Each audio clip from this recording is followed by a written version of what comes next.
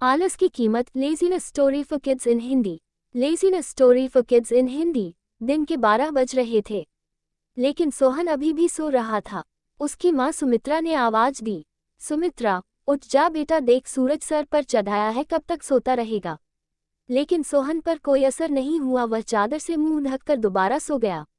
कुछ देर बाद उसे खाने की खुशबू आने लगी। दाल में तड़का लगते ही उसे जोर से भूख लगने लगी। सोहन उठा और सीधा माँ के पास रसोई में पहुंच गया। सोहन, माँ क्या बनाया है? सुमित्रा, पहले जाकर नहा, फिर आना रसोई में, दाल चावल बनाए हैं। दाल चावल सोहन को बहुत पसंद थे। वह फटाफट आंगन में गया और हैंडपंप से बाल्टी भरने लगा। इसी बीच उसे याद आया कि उसने दांत तो मांजे ही नहीं। उसने फटाफट मंजन लेकर दांतों को रगड़ लिया और मगा साबुन लेकर बैठ गया नहाने। जल्दी से नहाकर कपड़े पहनकर रसोई में पहुंच गया। तब तक खाना तैयार हो चुका था। माँ ने खाना परोस दिया। खाना बहुत ही स्वादिष्ट बना था। सोहन ने भरपेट खाना खाया। वह खाना खाकर उठा तो माँ ने टोक दिया, सुमित्रा, अब कहाँ चल दिया? सोहन, माँ लगता है खाना कुछ ज्यादा ही खा लिया, बहुत तेज नींद आ रही है, मैं तो सोने जा रहा हूँ। सुमित्रा, हे भगवान, अभी 1 घंटे पहले ही तो सोकर उठा है। तुझे बस सारा दिन यही काम है, उठो, खाओ और सो जाओ। तुझे पता है तेरे पिता खेत में कितनी मेहनत करते हैं, तब हमें 2 वक्त की रोटी मिलती है। कुछ नहीं तो जाकर उनकी मदद ही कर दिया कर। उनके लिए खाना ले जा, मैं अभी तैयार कर रही हूँ। सोहन पर तो जैसे दुखों का पहाड़ टूट पड़ा। सोहन, माँ तुम्हें पता है इतनी धूप में पहले एक बार मैं खाना देने गया था, आकर कितना बीमार पड़ गया था। तुम ही चली जाना, मैं तो सोने जा रहा हूँ। सुमित्रा को बहुत गुस्सा आया। इससे पहले वह कुछ कहती सोहन तेजी से अपने कमरे में जाकर सो गया। सुमित्रा खाना लेकर खेत पर पहुंची। कबीरदास बहुत मेहनत से खेत जोत रहे थे। सुमित्रा, सुनो जी, पहले खाना खा लेते। कबीरदास, अरे तुम इतनी धूप में क्यों परेशान होती हो, सोहन के हाथ से खाना भेज देती। सुमित्रा, हमारे तो भाग्य ही फूट गए हैं, ऐसा आलसी बेटा मिला है, बस खाता है और सो जाता है। भगवान जाने इस लड़के का क्या होगा। कबीरदास, चिंता मत करो, एक दिन सब ठीक हो जाएगा। सोहन के माता पिता सोहन की आदत से बहुत परेशान थे। वह कोई भी काम नहीं करता था, बस सारा दिन सारी रात सोता रहता था।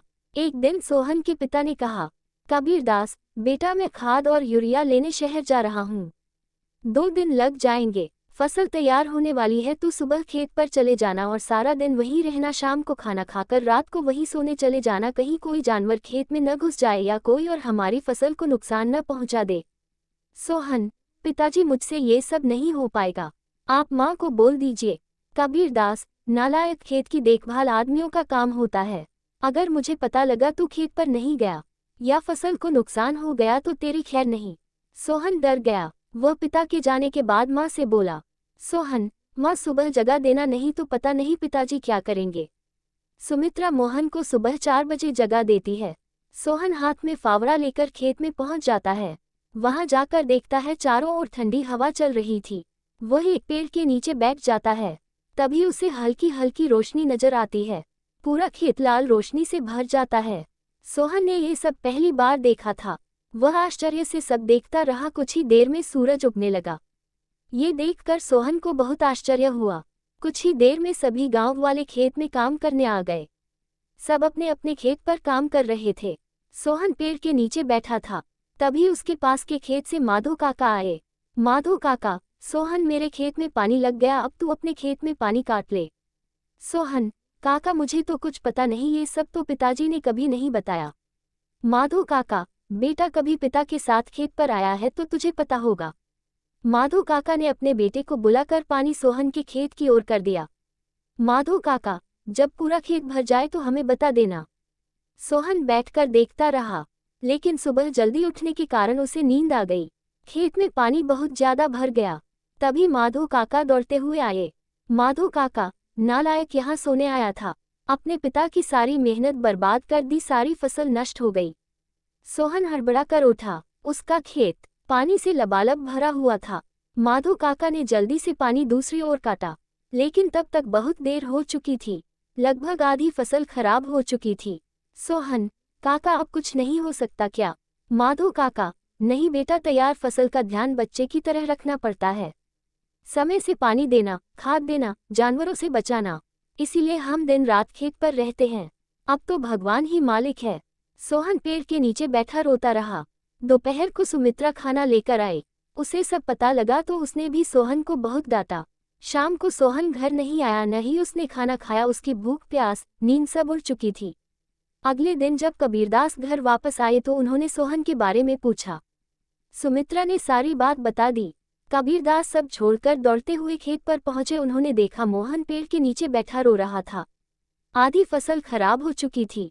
सोहन, पिताजी मुझे माफ कर दीजिए, मेरे आलस ने इतना बड़ा नुकसान कर दिया। आप चाहे तो मुझे पीट लीजिए। कबीरदास, नहीं, तुझे मारने से फसल ठीक नहीं होगी। वादा कर आज के बाद कभी आलस नहीं करेगा। चल अब घर चल, वही बात करेंगे। दोनों घर आ जाते हैं। सोहन की आंखों से अब भी आंसू बह रहे थे। सुमित्रा ने उसे खाना दिया, लेकिन उसने नहीं खाया और वह अपने कमरे में जाकर रोने लगा। सुमित्रा, जी अब क्या होगा, आधी फसल तो बर्बाद हो गई। कबीरदास, सुमित्रा, कोई घाटे का सौदा नहीं है। आधी फसल देकर अगर बेटा सुधर गया तो यही काफी है। कबीरदास ने सोहन को बुलाया।